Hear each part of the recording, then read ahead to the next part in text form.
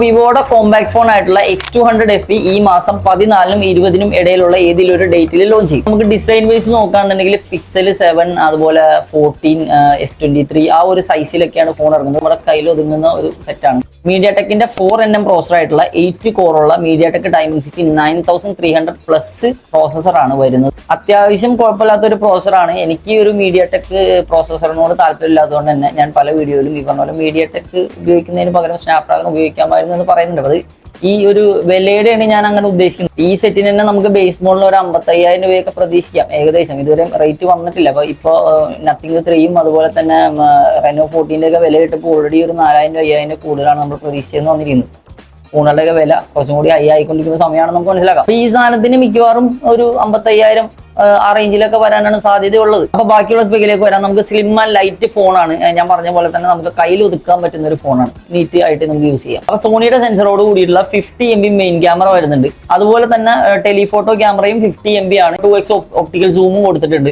8 MB ultra wide camera വരുന്നുണ്ട്. 32 MB front camera. അപ്പൊ camera section നോക്കുമ്പോൾ കുഴപ്പമില്ലാത്തൊരു ഫോണായിട്ട് എനിക്ക് തോന്നുന്നു. ബാറ്ററി സെക്ഷനിലേക്ക് പോയി കഴിഞ്ഞാൽ 90 വോട്ട്സ് ഫ്ലാഷ് ചാർജിങ്ങോട് കൂടിയുള്ള 6500 mAh ബാറ്ററിയാണ് കൊടുത്തിരിക്കുന്നത്. അപ്പൊ പെട്ടെന്ന് ചാർജ് ആവുകയും ചെയ്യും. അതുപോലെ തന്നെ അത്യാവശ്യം നിൽക്കുകയും ചെയ്യും ബാറ്ററി. അപ്പൊ അവരെ യൂട്യൂബിലൊക്കെ വീഡിയോ കണ്ടിന്യൂസ് ആയിട്ട് കണ്ടുകൊണ്ടിരുന്നാൽ 23 ഹവറൊക്കെയാണ്, 22 ഹവറിന്റെ അടുത്തൊക്കെയാണ് നമ്മൾ കണ്ടിന്യൂസ് ആയിട്ട് യൂസ് ചെയ്തുകൊണ്ടിരുന്നാൽ ബാറ്ററി ചാർജ് പറയുന്നത്. അപ്പൊ ബാറ്ററി സെക്ഷനൊക്കെ അത്യാവശ്യം കുഴപ്പമില്ലാതെ പെർഫോമൻസ് ചെയ്യാനുള്ള സാധ്യതയുണ്ട്. 5 വോൾട്ട് ഡിസ്പ്ലേ ആണ് വരുന്നത്. അപ്പൊ 6.31 ഇഞ്ച് വരുന്ന 120Hz റിഫ്രഷ് റേറ്റ് ഉള്ള AMOLED ഡിസ്പ്ലേ ആണ് വരുന്നത്. അപ്പൊ ഡിസ്പ്ലേയുടെ സെക്ഷനും അത്യാവശ്യം ഓക്കെ ആയിരിക്കും. ബേസ് മോഡൽ തന്നെ ഏകദേശം ഒരു 55,000 രൂപ ആ റേഞ്ചിലൊക്കെ പ്രതീക്ഷിക്കാം.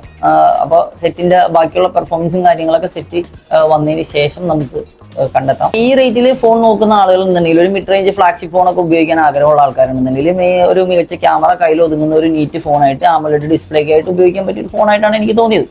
നല്ലൊരു ഫോണായിരിക്കാം. വിവോയുടെ ആയതുകൊണ്ട് തന്നെ ലാസ്റ്റിങ്ങും എനിക്ക് തോന്നുന്നത് അത്യാവശ്യം ലാസ്റ്റ് ചെയ്യും. ഒരു 4-5 വർഷമൊക്കെ എന്തായാലും ലാസ്റ്റ് ചെയ്യാതിരിക്കില്ല. വിവോയുടെ സെറ്റാണല്ലോ. ഈ റേറ്റിൽ വരുന്ന വിവോയുടെ സെറ്റും ഓപ്പോയുടെ സെറ്റും നമുക്ക് അങ്ങനെ തള്ളിക്കളയാൻ പറ്റാത്ത സെറ്റുകളാണ്. അത്യാവശ്യം കുറച്ച് നീറ്റായിട്ട് പെർഫോം ചെയ്യാറുണ്ട്. കുറച്ചധികം നാൾ നിൽക്കാറുണ്ട്. അപ്പോൾ വീഡിയോ ഇഷ്ടപ്പെട്ടെങ്കിൽ ലൈക്ക് ചെയ്യുക. നമ്മുടെ ചാനൽ ഒന്ന് സബ്സ്ക്രൈബ് ചെയ്യുക.